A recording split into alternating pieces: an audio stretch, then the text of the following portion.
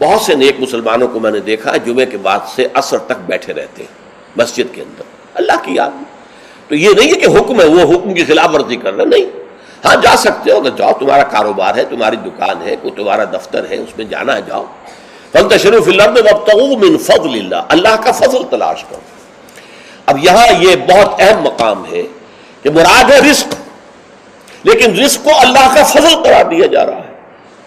اس کو سمجھ لیجئے، یہ اسلام کا جو معاشی فلسفہ ہے، اس کے جو فلسفیانہ اصول ہیں، ان میں سے ایک اصول یہ ہے کہ چاہے محنت تم نے کی ہے، کھیت میں ہل تم نے چلایا ہے، بیج تم نے ڈالا ہے، اس کو سینچا تم نے ہے، پھر فصل جو ہے اس کی حفاظت تم نے کی ہے، پھر فصل کاٹی ہے، پھر تم دانے گھر لائے ہو، پھر ان کو پیسا ہے، پھر ان کی روٹی پکائی ہے، یہ سب کچھ تم نے کیا، لیکن اسے اللہ کا فضل سمجھو، اپنا کسب نہ سمجھو. کسب جو ہے وہ نیکی اور بدی کے لیے ہے. انسان نیکی کما رہا ہے، یہ اس کی کمائی ہے، بدی کما رہا ہے، یہ اس کی کمائی ہے. جہاں تک رزق کا تعلق ہے، یہ اللہ کا فضل ہے. اور فضل اسے کہتے ہیں جو بلا استحقاق دیا جائے، جس کا تقاضا نہ کیا جا سکے. جس کی مثال سادہ سی میں دیا کرتا ہوں کہ آپ نے کسی مزدور کو رکھا ہے، 8 گھنٹے اس نے کام کرنا ہے، آپ نے فرض کیجئے 100 روپے مقرر کیے ہیں اس کی مزدوری.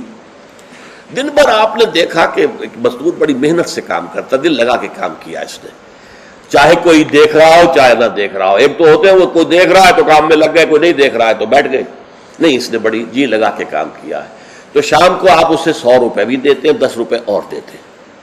یہ 10 روپے فضل ہے، یہ وہ ڈیمانڈ نہیں کر سکتا. ڈیمانڈ تو 100 کر سکتا تھا، 100 طے ہوئے تھے، لیکن آپ نے اپنی طرف سے بغیر اس کے کسی قانونی استحقاق کے 10 روپے اسے دے دیے، یہ فضل ہے.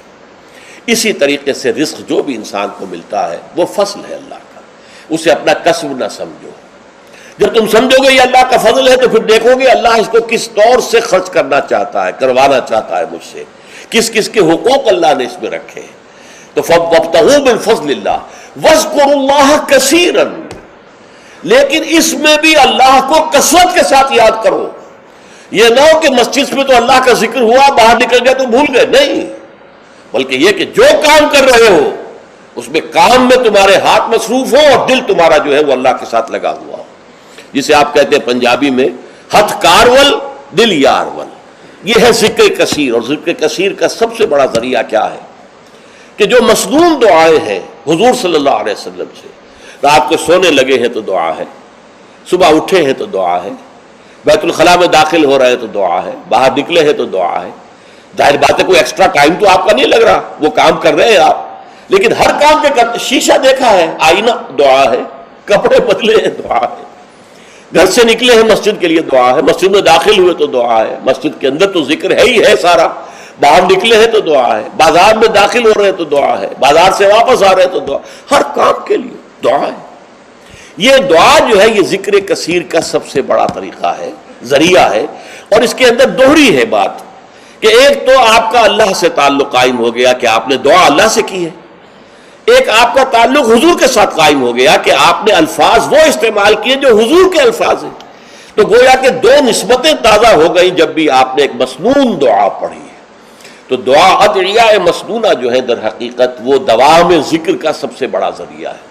اس کے لیے علیحدہ سے وقت نکال کر کوئی آسن بنا کر اور کوئی ضربے لگا کر اس کی ضرورت نہیں، بلکہ ہر کام کرتے ہوئے تو زندگی کے ہر کام کے ساتھ دعا ہے، اور وہ دعا ہے مسنون جو حضور سے ثابت ہے. لہٰذا دو نسبتیں جو ہیں جس کو آپ کہتے ہیں ایک تیر میں دو شکار، اللہ سے دعا ہو گئی، اللہ سے تعلق قائم ہو گیا، اور الفاظ آپ نے وہ استعمال کیے جو محمد الرسول اللہ سے منقول ہے صلی اللہ علیہ وسلم، آپ کا تعلق حضور کے ساتھ قائم ہو گیا.